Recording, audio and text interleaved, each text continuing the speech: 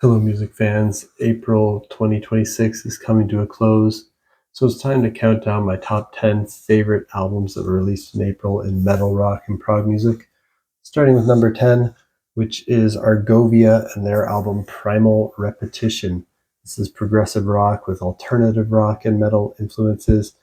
And I think all the albums that I'm going to talk about today are in my excellent tier. They're all pretty equal, so it was actually pretty hard to rank these. Um, yeah, they're all very close in quality, but I put this one at number 10 for now. Check out the track Mountains for a preview here. And this band, Argovia, they're a Colombian band, and this is their third album. And it's the first from them that I heard, but I started with the single Ebb and Flow featuring Ross Jennings of Haken. That's what got me interested in checking them out, as I'm a big fan of Haken. And really solid female vocals in this band, really cool progressive songs. They sometimes border on prog metal, but they aren't super metal or extreme. They're all very accessible. It's all clean vocals, and the guitars aren't too chuggy. So I think classic prog rock fans who aren't as big on modern metal could enjoy this despite occasional metal leanings. If that sounds good to you, check out Primal Repetition by Argovia, my number 10 album of April 2026. At number 9, I've got Starquake and their album Brawls and Witches. This is progressive hard rock, also in my excellent tier. Check out the track Beautiful Dystopia for a preview of this. This is Starquake's fourth album. Starquake is a studio project by German multi-instrumentalist, singer, and sound engineer and producer Mikey Wenzel. And I thought the last Starquake album, At the Circus from 2023, was excellent as well. And I was excited when I saw that this one starts with an almost 19-minute prog epic called Beautiful Dystopia, which is my favorite track on the album right now. And there's only 5 tracks in total.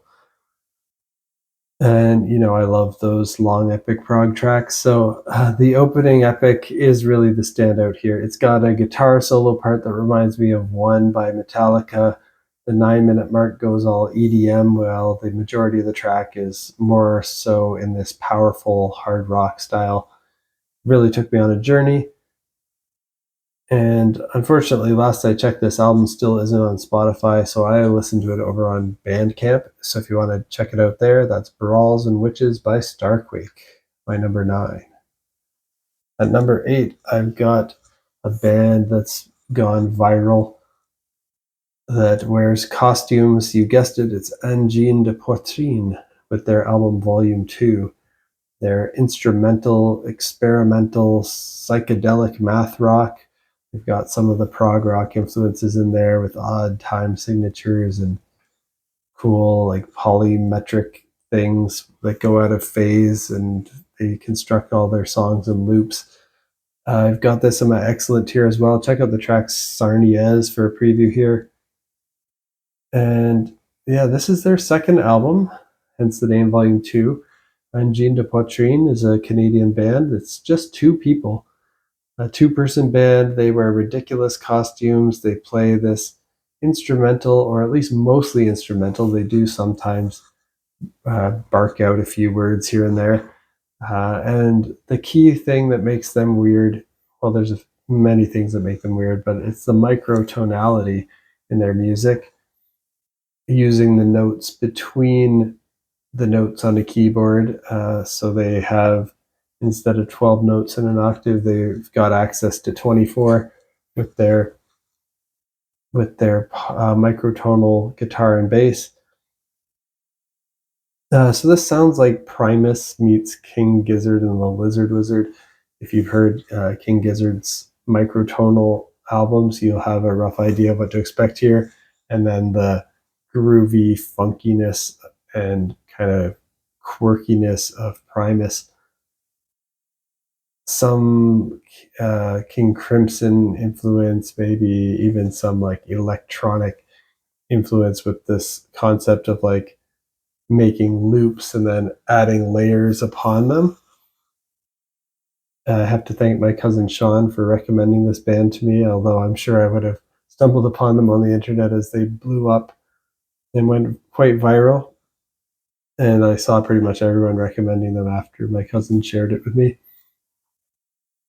And I just love how the drums here in Angine de Poitrine manage to play these odd times and polyrhythms while remaining really groovy, danceable, funky, and fun. That actually kind of reminds me of how John Weathers from Gentle Giant plays drums, so really like that. And the bass has a real Primus sound to it. The guitars obviously made me think of King Gizzard and the Lizard Wizard's microtonal riffs. A lot of times the bass and guitars are layered, but they do it in a way so they can use a loop pedal as one person plays the bass and the guitar live with a double neck. And the songs seem to be written with that setup in mind and that limitation in mind, so they'll often let the same bass line loop for a bit. The albums mostly focus on instrumentals, as I mentioned, but there are moments with vocals. The vocals here don't really sing. They remind me of King Giz too, in that they just often say a couple words and repeat them over and over. Like imagine the King Giz song Rattlesnake, where they just say rattlesnake, rattlesnake. Kind of like one or two word vocals. Very unique and interesting band. If you want something weird and different, check out Volume 2 by Angine de Poitrine, my number 8 album of April 2026. At number 7, I've got Witch Ripper with their album Through the Hourglass. This is progressive sludge metal with stoner doom metal, post metal, and experimental rock influences. Also in my excellent tier, like every album on this list today.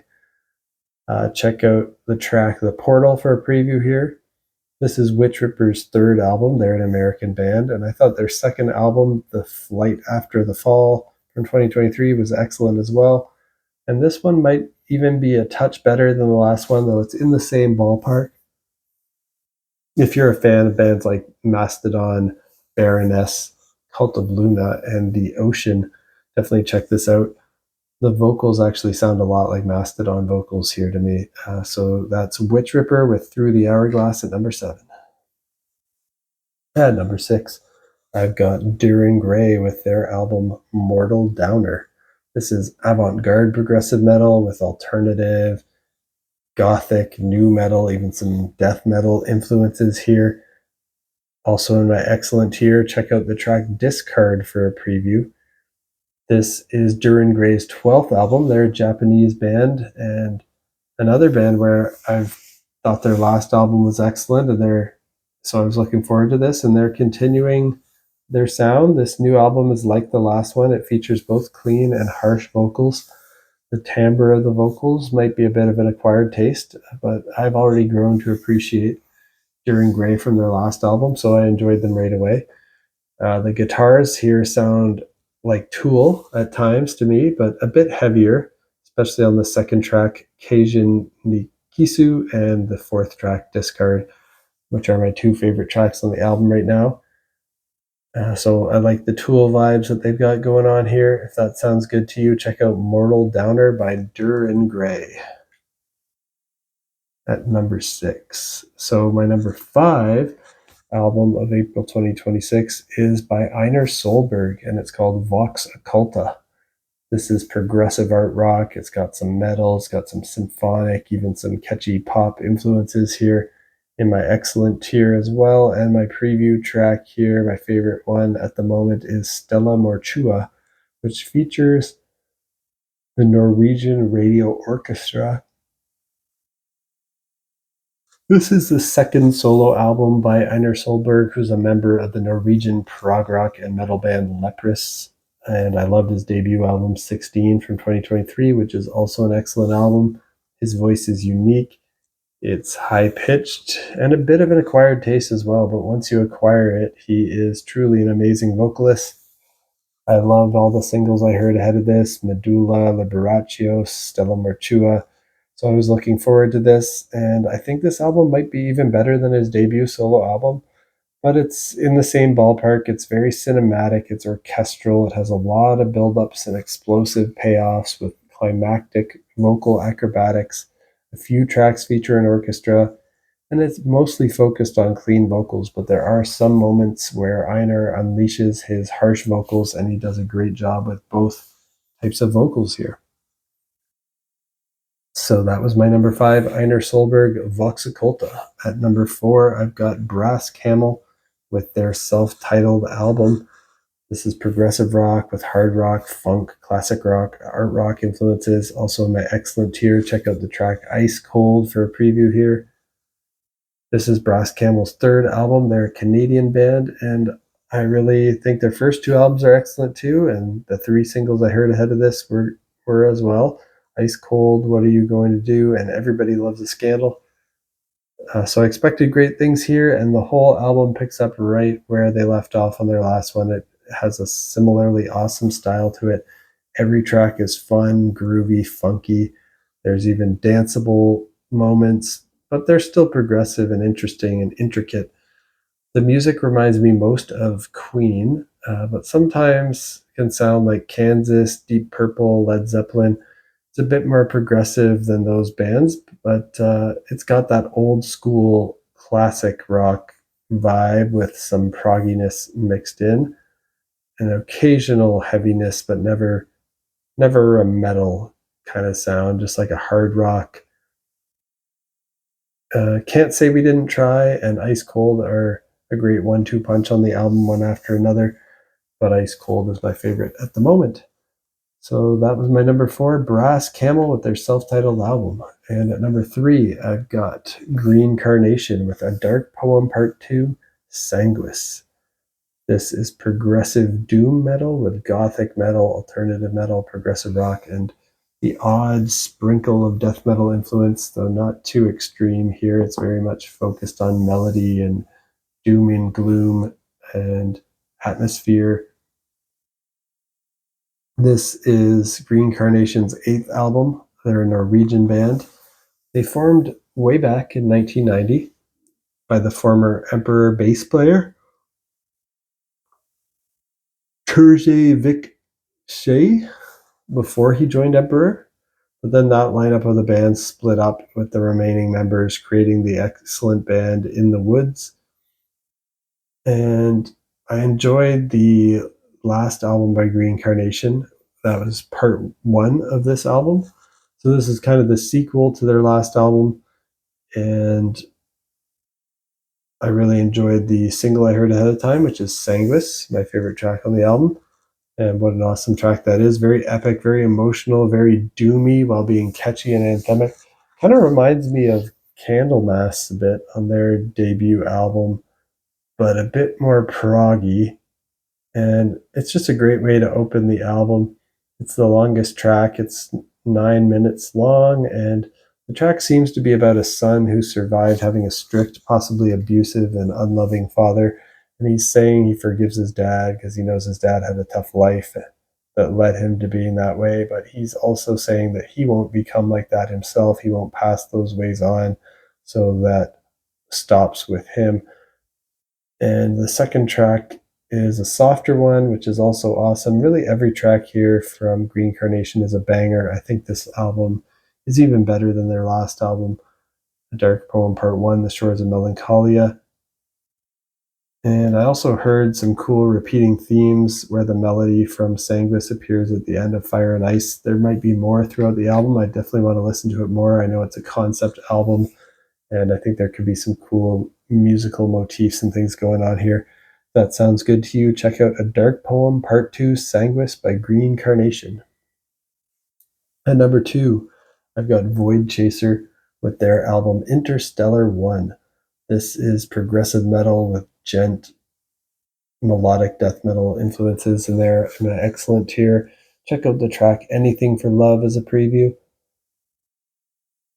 This is a Canadian band, and this is the second album by Voidchaser. I hadn't heard anything by them before this, but it's Canadian prog metal, so I wanted to check this out and support them as a fellow Canadian who loves prog metal. And I did go back and I've listened to all their stuff now. I love everything they put out. They use a mix of clean and harsh vocals, but they mostly focus on clean vocals, and their clean vocals are really catchy. They even have a bit of a post-hardcore emo vibe to them, somewhat reminding me of Ronnie Radke's vocals on the first Escape the Fate album, as well as his work in Falling in Reverse. Although Voidchaser doesn't bring in the hip-hop influences at all that Ronnie Radke sometimes employs. But the guitar riffing, the bass playing, the drumming, they're all great here. Listening to this really inspired me to check out their back catalog. It's all equally excellent. So I've got this new band now to add to my ever-growing list of favorite bands. That's Voidchaser with their album Interstellar 1. And then my number one album of April 2026, like I said, it was hard to pick, and really all of these albums are interchangeable. They're all so close in quality. We're really splitting hairs. This is just, it's hardly ranked. It's just the top 10.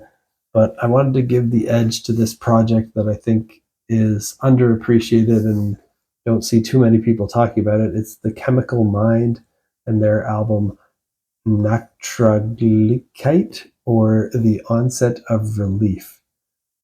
This is avant-garde progressive black metal with industrial post-rock, black gaze, death metal, psychedelic, hardcore influences all mixed together. And I love everything this band has done. I'm putting this in my excellent tier as well. Check out the track Silent Prophet for a preview here. The Chemical Mind's an American band led by Gretchen Autumn Krieger on vocals, guitar, bass, synthesizers, and songwriting. And this is the fourth album by this project. It also features Eloin Klepper on guitars, and I love every album this project has released, and I think it's an underrated project. One of the best progressive avant-garde black metal bands going. Really, it's them, and I love Xanthocroid, as you can see from my posters on the wall. Another cinematic and a black metal band.